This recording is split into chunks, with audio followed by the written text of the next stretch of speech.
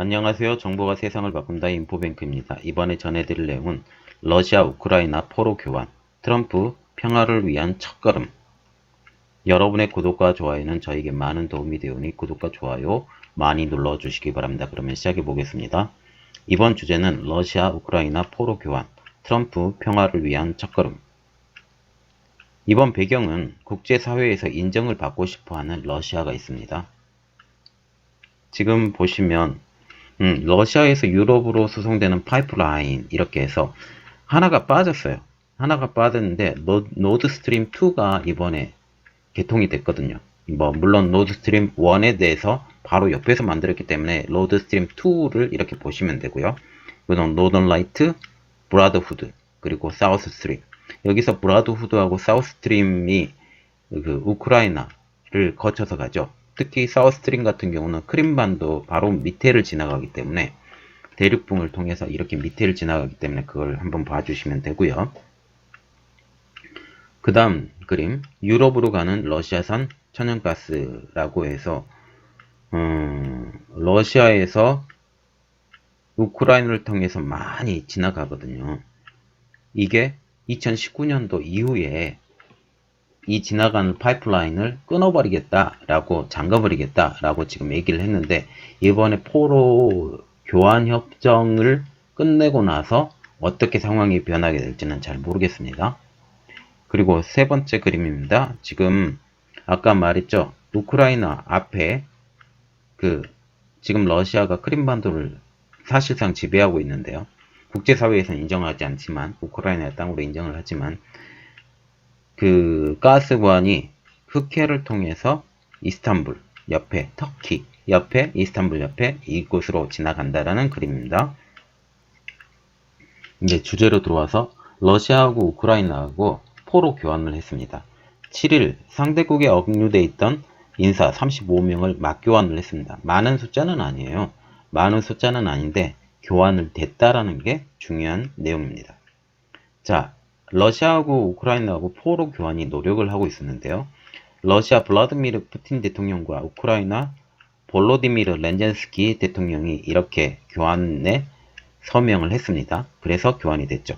지난 7월하고 8월 달에 전화통화를 했고 억류자 교환 문제를 논의하기 시작했습니다.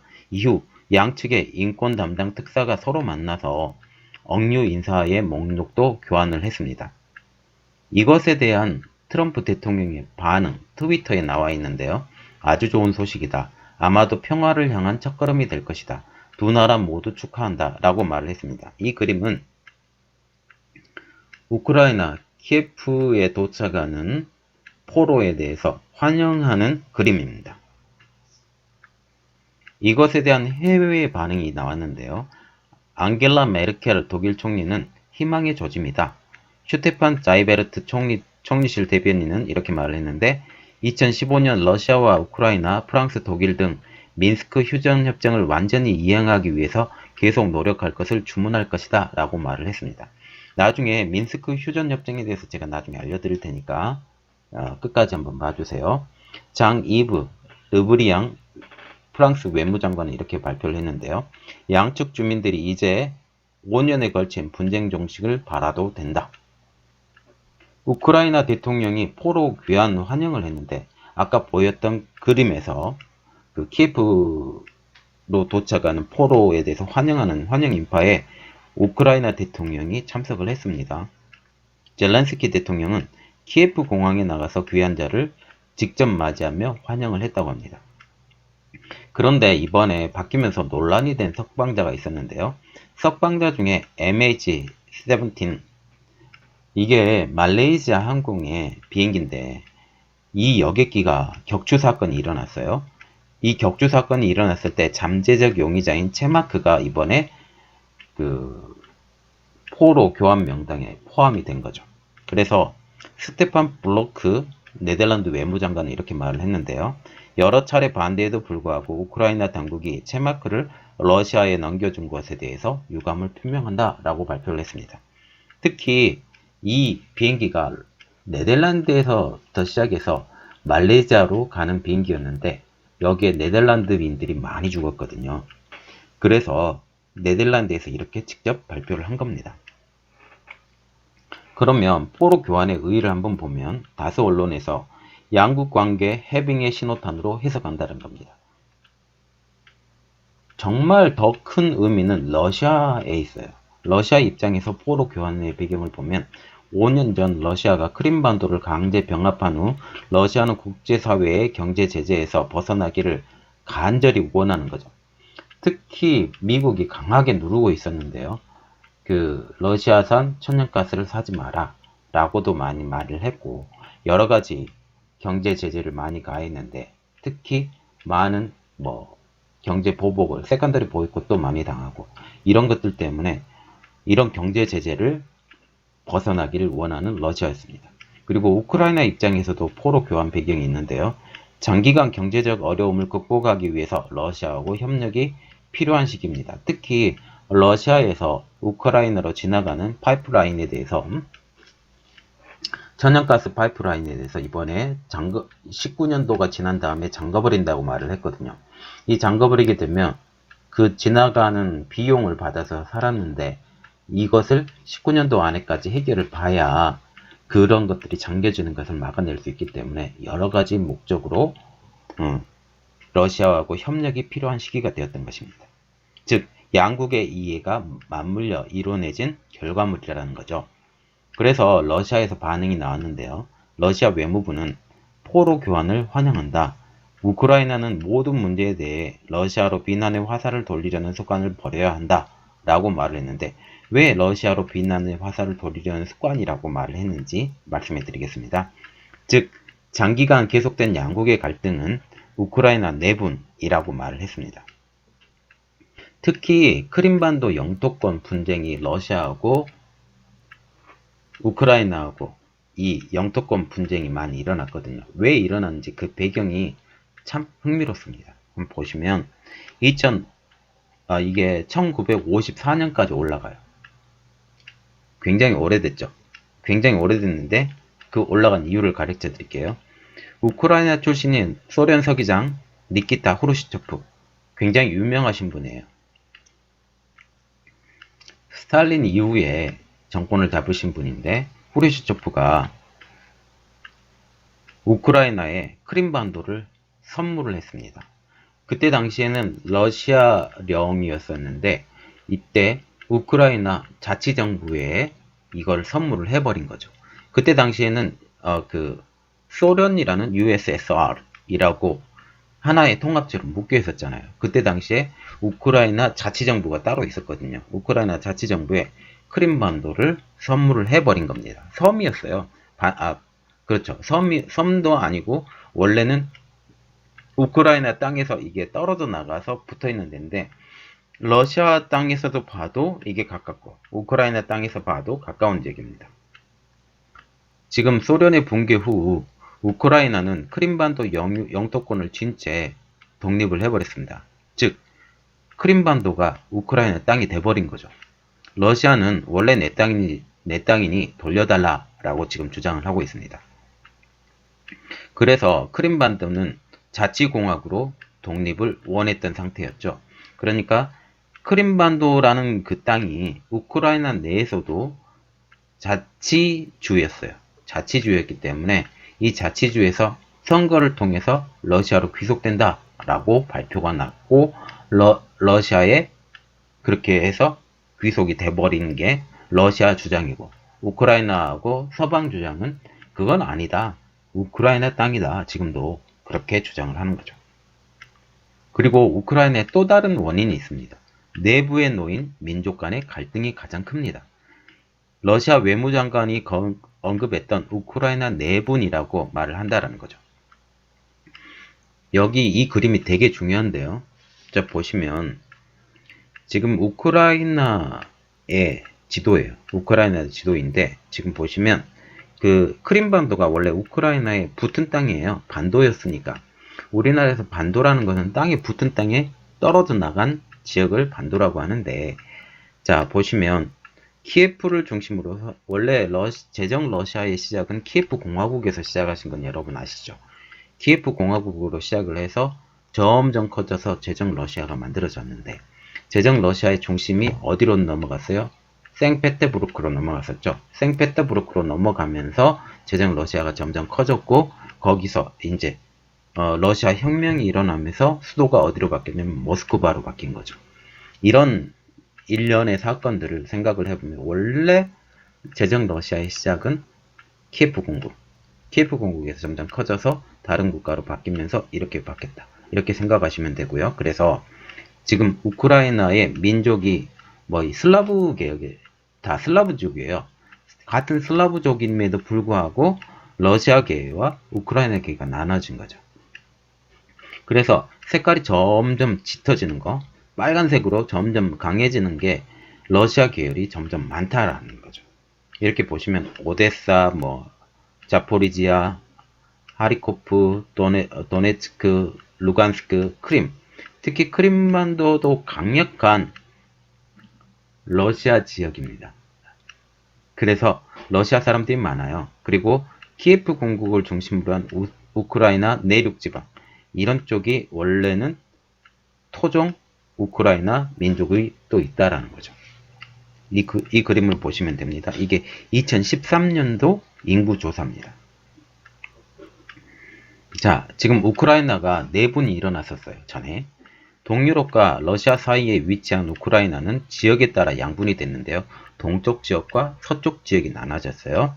서부는 대부분이 우크라이나인이고 친유럽 성향입니다. 동부는 대부분 러시아인이고 친러시아 성향이죠.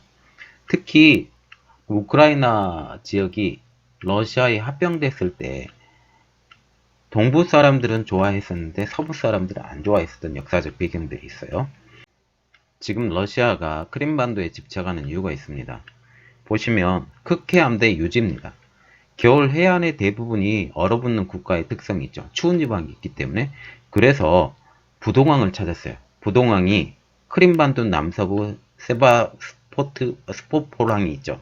여기에 소련 함대인 흑해 함대를 유지하는 게 중요하게 됩니다. 자, 보시면 소련 시대 때 부동항이 어디예요? 블라디보스토크하고 여기 크림반도의 항구가 두 가지가 돼요. 흑해 함대. 이 두 가지 함대가 중요한데 이 흑해 함대를 크림반도에 배치가 된 거죠. 그래서 여기가 중요합니다. 그래서 소련의 붕괴 후 1995년 흑해 함대 분할 소유에 합의를 했습니다. 러시아는 우크라이나에 돈을 주고 2017년까지 여기를 빌리게 됩니다. 그런데 중간에 서부 친유럽파 대통령이 당선이 되죠. 그러면서 임대비가 4배가 비싸지게 됩니다. 다시 친러 동부 출신의 지도자가 정권을 잡게 되면서 2042년까지 임대기간을 다시 연장을 해주게 됩니다. 그래서 여기를 중요시해서 크림반도를 받고 싶어 했습니다. 그리고 두 번째 이유가 있어요. 크림반도 해안을 통해 천연가스가 공급이 되는데 이 천연가스를 공급할 때 우크라이나가 딱 걸리죠. 반대를 하면 할 수가 없는데 이 반대를 하고 할 수가 없기 때문에 여기를 지나가야 된다라는 겁니다. 그래서 러시아는 세계 최대의 천연가스 생산국이죠, 지금. 그래서 유럽에서 소비되는 천연가스의 30%를 러시아에 지금 공급을 하고 있는데 공급 파이프라인의 80% 정도를 우크라이나를 통해서 통과를 하게 되고 크림반도는 그래서 러시아의 경제적 요새가 되는 겁니다. 지금 이렇게 되면서 아까 그 파이프라인 나오게 된다라는 거죠. 2019년도 이후에는 우크라이나를 통한 천연가스 공급 중단을 선언을 했습니다. 그러면 크림반도를 통해서 이미 파이프라인이 만들어졌기 때문에 이게 다 가능하다라는 거죠. 러시아 영토였기 때문에 지금 러시아 영토라고 생각하기 때문에 아무런 대가 지불 없이 이 파이프라인이 통과가 될 수 있다라고 생각하시면 됩니다. 그리고 가장 큰 문제는 러시아가 개입할 명분을 줘버린 게 가장 큰 문제가 돼요. 내분을 통해서. 복잡한 우크라이나의 정세가 이 내분에 러시아가 개입할 명분을 줘버렸는데 2010년도에 우크라이나 빅토르 아누코비치 대통령이 취임을 했죠. 이 분이 어떤 분이냐면 친 러시아 계열의 대통령이세요. 그러면서 친서방 정책에서 친러시아 정책으로 이게 변하게 되죠. 2013년도에 유럽연합 EU와 협력협정을 잠정 중단을 선언하게 됩니다. 그것에 대해서 이제 반발 시위가 발발을 하게 되죠. 이러면서 이 왜 반발하냐라고 하면서 때려잡기 시작하는데 이 진압 과정에서 100여 명의 사망자까지 발생을 하게 됩니다. 이후 야누코비치는 러시아로 망명을 하게 되고 그 망명 후에 친서방 과도 정부가 들어서게 됩니다. 이 과도 정부를 반대하는 시위가 다시 발발하게 되는데 이 사람들이 친러시아 계열이 이게 동부 쪽에 많이 있잖아요. 이 동부 쪽에 있는 사람들이 무슨 말을 하냐면 우리는 러시아에 귀속하겠다라고 지금 말을 하게 된 겁니다. 결국 친러시아와 반러시아 간의 유혈 사태로 지금 확산하게 된 겁니다. 그때 당시에. 그러면서 러시아가 개입을 하게 되죠. 러시아는 우크라이나 동부와 크림반도로 대규모 병력을 이동을 하게 되는데 그 명분은 러시아계인의 보호입니다. 아까도 보여드렸죠? 자, 크림반도의 인구 구성을 보면 200만 명 중에 58.5%가 러시아계입니다. 그리고 러시아계가 또 많은 지역이 우크라이나 동부 지역으로 해서 크림반도 이렇게까지 다 러시아계입니다. 이렇게 되면 지금 러시아가 병력을 이동할 수 있는 충분한 명분을 주게 돼버린 거죠. 그리고 지금 현재는 만들어졌을 거예요. 러시아가 추진 중인 크림반도 연결 교량이라고 그래서 이게 연결이 됐을 텐데 그때 당시에는 연결이 안 됐습니다. 만들어 가고 있죠. 자, 그래서 우크라이나계는 겨우 24.4%, 크림반도에서 타타르계가 12.2%, 기타가 그 나머지가 되겠죠. 그래서 절반이 넘는 사람들이 러시아계에서 러시아계를 보호한다는 명목하에 들어가 버리게 된 겁니다. 그렇게 되면서 크림반도 자치공화국이 러시아로 귀속하게 된 거죠. 크림 자치공화국은 러시아 안의 자치국가였는데요. 2014년 3월 16일 날 러시아 귀속에 대한 찬반 투표가 일어났는데 95% 이상이 러시아 귀속을 찬성하게 됩니다. 한 달 뒤 크림공화국은 러시아 합병 조약을 서명을 하게 되는데 국제사회의 반응을 보면 우크라이나는 물론 미국, EU 등 국제사회가 국민투표 자체가 우크라이나 헌법과 국제질서에 위반한 것이라고 말하면서 반대를 하게 된 겁니다. 러시아의 크림반도 합병을 인정하지 않게 된 거죠. 그래서 러시아 입장으로서는 크림반도는 러시아 땅. 그러나 서방에서 보는 것과 그리고 우크라이나에서 보는 관점은 여기 크림반도는 여전히 우크라이나 땅. 이렇게 생각을 하게 됩니다. 그 전에 또 이런 것도 있었어요.